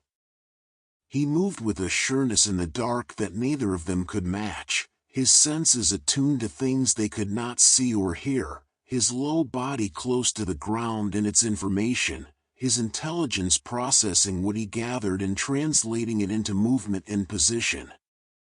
He oriented himself, in the intervals between the clouds when the moonlight was strong enough to navigate by, to the features of the landscape that they could not always see clearly, the edges of the dikes, the position of the baskets, the precise boundary of the crystallized zone in each pool, and he positioned himself at these points with a deliberateness that Bao learned to read and use. When Chut stood at a particular point on the dike, Bao understood that this was where the dike was sound and could be stepped on with confidence. When Chut moved away from a section of ground, Bao moved with him, and twice this redirection saved him from stepping into the soft mud at the pool's margin where the bank had not fully consolidated. When the moon disappeared behind the largest of the cloud formations and the flat went dark in a way that made progress impossible, Chut moved to stand at the edge of the pool Bao was working, and Bao kept one hand lightly on Chut's back and moved around the pool's perimeter using the firm, warm presence beside him as a guide, while Lin on the other side of the dike worked by lantern light and her own interior map of ground she knew as well as the lines on her own hands. The wind was strengthening. By the time the first pool was done and the crystals consolidated and loaded into the baskets and carried to the edge of the flat, the wind had become something you had to lean into, something with a voice of its own, a continuous low note in the casuarinas that fluctuated as the gusts moved through them. It was cold with it, the temperature having dropped in the way it drops before a coastal storm, suddenly and completely, the warmth of the day withdrawn all at once as though a hand had moved a lamp. Lin's clothes were damp, not with rain, not yet, but with the moisture in the air, the spray from the pool surface that the wind was now picking up and carrying in a fine mist across the flat. She worked without stopping. She had entered the particular state of physical labor that lies beyond ordinary effort, where the body has spent its initial reserves and found its deeper ones and is drawing on them steadily and without drama, and the mind has become quiet in the way it becomes quiet when it is fully occupied with one thing, not the enforced quiet of meditation but the natural quiet of complete absorption, where there is no attention left over for anything except the work in front of you, and this has a quality of rest in it despite the effort, or relief from the ordinary multiplicity of thought. She was aware of Bao working at the second pool, and she was aware of Chut moving between them, and she was aware of the sky darkening and the wind rising and the sound the storm was making as it came in from the sea, a sound like distant breathing, like something very large approaching. And all of this was present and registered, but none of it interrupted the rhythm she had found, the steady rhythmic motion of scraping and gathering and carrying that her body knew and was committed to. Then the rain came. It did not begin gradually, as rain often does, with a few preliminary drops that announce intention before the main event. It began all at once, as coastal storms sometimes do, as though the sky had made a decision and implemented it immediately, without the courtesy of warning. A sudden flat sheet of rain moving across the flat from the south, cold and heavy and driven sideways by the wind, and in an instant everything was wet and the lanterns were threatened and the pools were speckling with impact that would, if it continued long enough, begin to dissolve what was still in them. The third pool, Linh called, and Bao was already moving.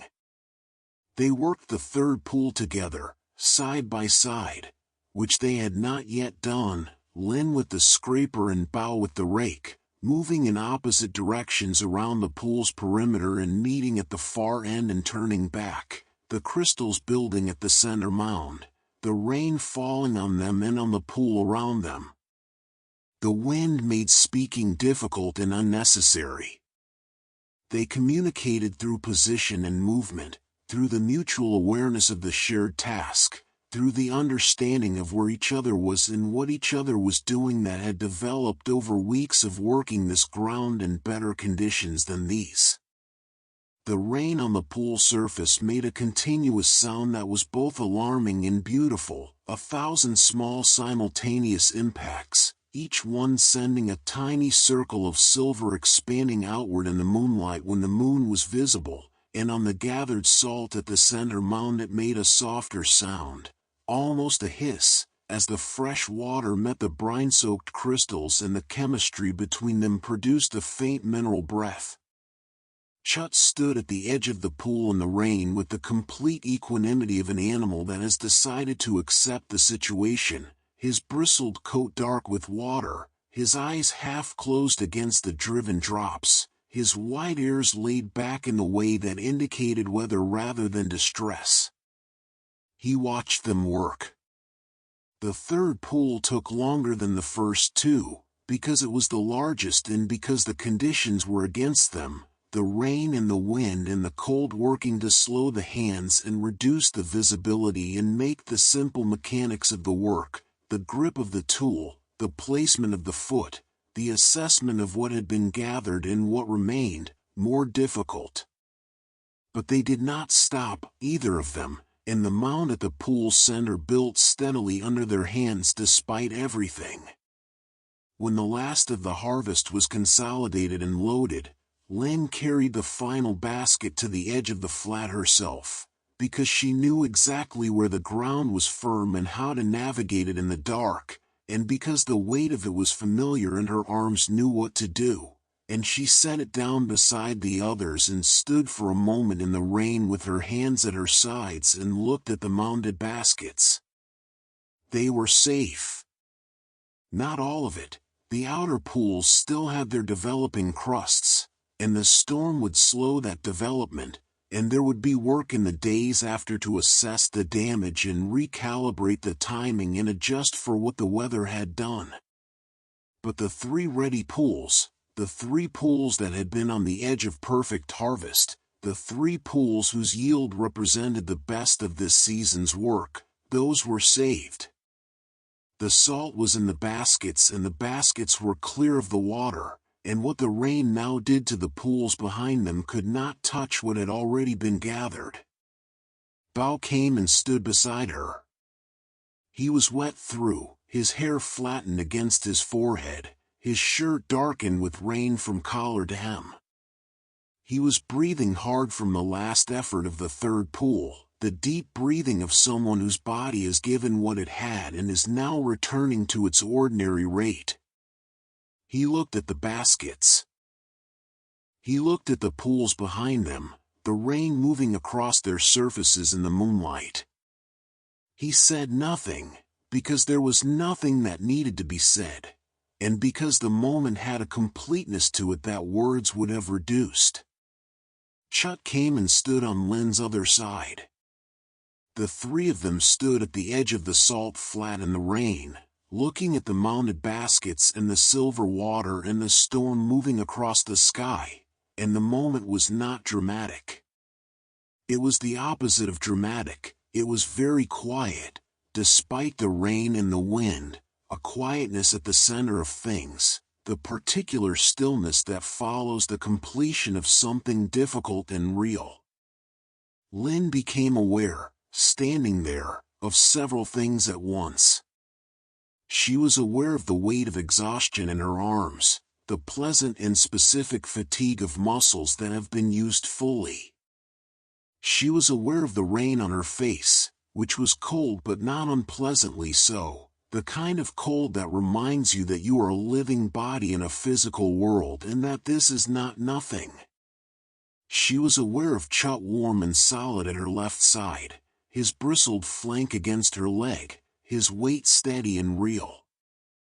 She was aware of Bao standing at her right, not touching, not speaking, simply there, his presence beside her as natural and unremarkable in this moment as the ground beneath her feet or the wind across her shoulders. She was aware that she was not alone. Not in the social sense, not merely in the technical sense of there being other people present. She was aware of it in the way you are aware of something when it is new, when a condition has changed and your body registers the change before your mind has found words for it, when you feel the difference between what was and what is as a physical thing, a new quality of the air, a different pressure in the chest. She had been alone for a long time. She had arranged her life around her solitude and had made of it something real and habitable, something she had not lacked in any way she could have identified. And she had not known, standing alone at this edge in other seasons, in other storms, what was different about the condition she had accepted as simply her own. She knew it now. Bao looked at her. She felt this rather than saw it. The shift of attention beside her, the quality of regard that was different from looking at the water or the sky. She did not turn her head immediately. She let the moment be what it was for a breath longer, let the rain fall on them and the wind move across the flat and the waves beyond the casuarinas do their perpetual work, and then she turned and looked at him, and his face in the moonlight was wet and tired and entirely itself. And she thought that she had seen many beautiful things in her years at the edge of this water and that this was one of them. He did not say anything. There was nothing to say that the night had not already said, that the hours of shared work in the rain and the standing together at the end of it had not said more clearly than words were capable of saying it. He simply looked at her with that quality she had learned to recognize in him. The quality of full and steady attention, of being entirely present in the moment he was in, and she held his gaze in the way that she had never quite held anyone's gaze before, without deflection, without the habitual impulse to look away, without the management of distance that had been for so long her instinct and her habit. Chut pressed gently against both their legs simultaneously, his broad body warm between them in the cold, and then settled, and was still. There was no declaration between them. There was no moment that could be pointed to and named. There was only the rain falling and the moon moving behind the clouds and the baskets of harvested salt standing at the edge of the flat and the three of them standing together in the particular silence that follows a long effort and precedes whatever comes after, and in that silence something was simply understood, fully and without negotiation, the way things are understood when they have been true for long enough that the only remaining act is acknowledgement. They would walk forward from here together. That was all, and it was everything. They carried the baskets under cover together, working in relay along the path to the storage shelter at the edge of Lin's property, Bao taking the heavier loads and Lin directing the placement, Chut preceding each trip as though clearing the way through the dark and rain. The work was slower than the harvest had been, and quieter, the urgency replaced by a methodical steadiness, The rain still falling but lighter now, the storm spending itself against the coast and beginning the retreat that all storms eventually make, leaving behind them the clean-scoured world that is the gift of all violent weather, everything simpler and more present than it was before. When the last basket was in, Lynn pulled the shelter door closed and turned. The rain had softened to the kind of persistent drizzle that would continue for hours, gentle and thorough, covering everything in a fine even moisture that would not damage what was already safe. The wind had dropped to something navigable, a steady breath from the south rather than the driven gust of an hour ago. The sky was beginning to show, in its very highest register, the first signs of clearing, a thinning of the cloud mass in the far east that let through a faint and distant luminescence, the sky behind the weather beginning to reassert itself. They sat on the low step of the shelter. Chud arranged himself at their feet and rested his heavy head on his front legs and closed his eyes, with the absolute confidence of an animal that has completed the day's work and recognizes the body's need for rest as a straightforward matter requiring no negotiation. The rain fell softly on the shelter's thatched roof and dripped from the eaves in a continuous curtain at their front. Beyond it, the salt flats were silver and still under the drizzle, the pools moving very slightly with the diminished wind, their surfaces broken into a million tiny ripples that caught what moonlight came through the thinning clouds and returned it as a trembling, scattered light, not bright, not dramatic, but present, continuous, the light that remains after everything else has settled. Lynn unwrapped Bahana's rice balls and handed one to Bao and kept one for herself, and they ate in the comfortable silence of people who are hungry and tired and have no need to pretend otherwise. The rice was cold but good, dense and satisfying, and she was hungrier than she had realized, the body's accounting of its expenditure coming due now that the work was finished. Bao ate and looked at the rain and at the flat beyond it and at the baskets ranked along the inside wall of the shelter, white and orderly and safe.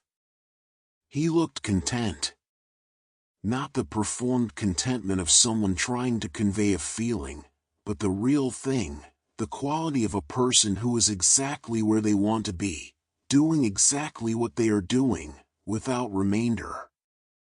She found, looking at him, that she understood this feeling from the inside now, recognized it in herself in a way she had not expected, because she had thought she knew already what contentment felt like in her own life and had not anticipated that it might feel different from this, fuller, more complete, as though what she had known before had been contentment at one remove, mediated by glass, and what she felt now was the same thing but direct, without the glass between her and it. She offered Chud a small piece of rice and he accepted it with great dignity. The hours after midnight moved slowly and without event, which was exactly right. The drizzle continued and then diminished and then stopped altogether, and the clouds continued their slow movement north and east, and the moon emerged properly for the first time since the storm began and stood high and clear above the salt flats and flooded them with clean silver light, the kind of light that makes the ordinary world look briefly like something else, like a world from a story, like a place encountered in a very good dream. The pools reflected the moon in dozens of still surfaces, each one a circle of silver, each one complete in itself and also part of the larger pattern of light across the whole flat expanse, so that to look at it was to see both the detail and the totality at once, the individual pool and the moonlit field, the single drop of water and the sea. Chut was asleep. He slept with the thoroughness of the truly tired, his sides rising and falling with a slow and regular rhythm, his wide ears relaxed, his expression in sleep the same as his expression in waking, composed, attentive even in rest, as though even his sleeping was a form of paying attention. He made, very occasionally, a small sound that was not quite a snore and not quite a sigh but somewhere between them, a sound of complete and satisfied unconsciousness, and both Bao and Lin heard it and were separately, privately, warmed by it.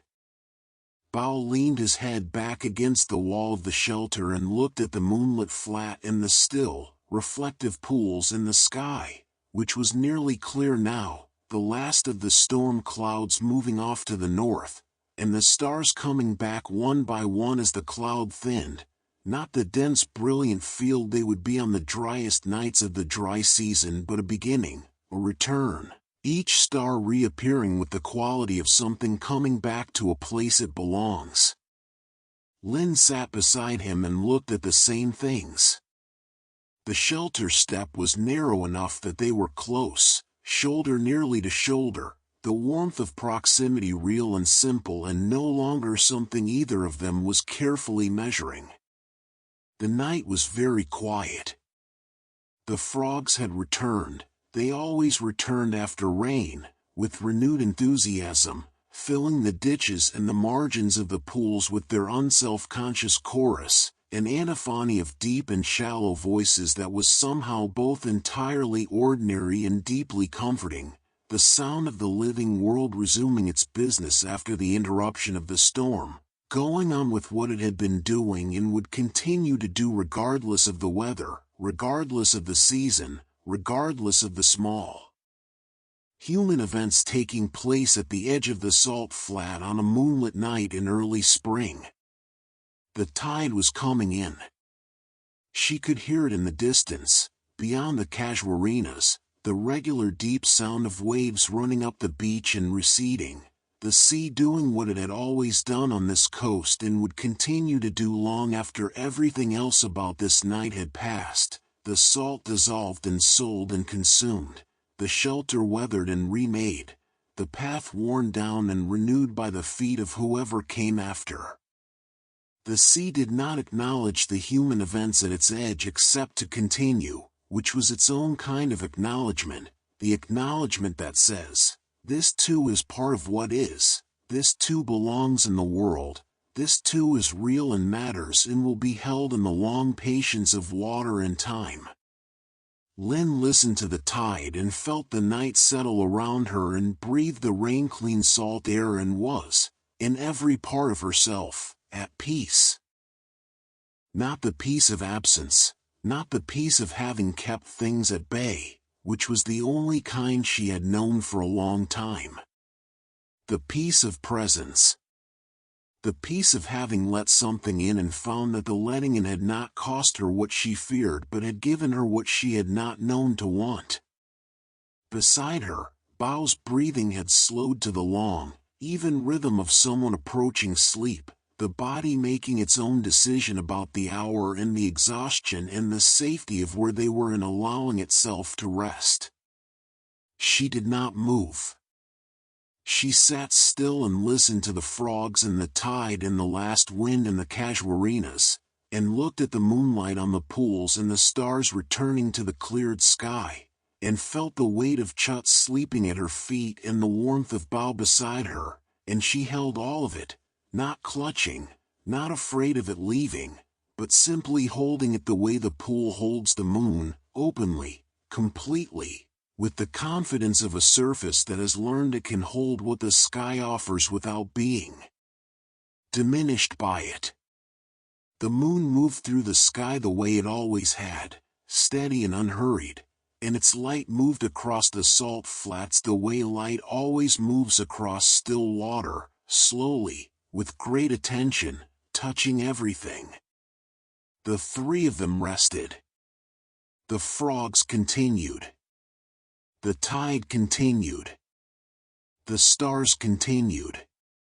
The world continued in its patient, enormous way, indifferent and generous, and within it, in one small shelter at the edge of one small field of white, three living things breathed together in the moonlit dark, and the night held them, and the salt was safe, and the morning was coming, as mornings do, without hurry, without announcement, arriving simply because it was the next thing, the next bright thing, in the long and ordinary miracle of days.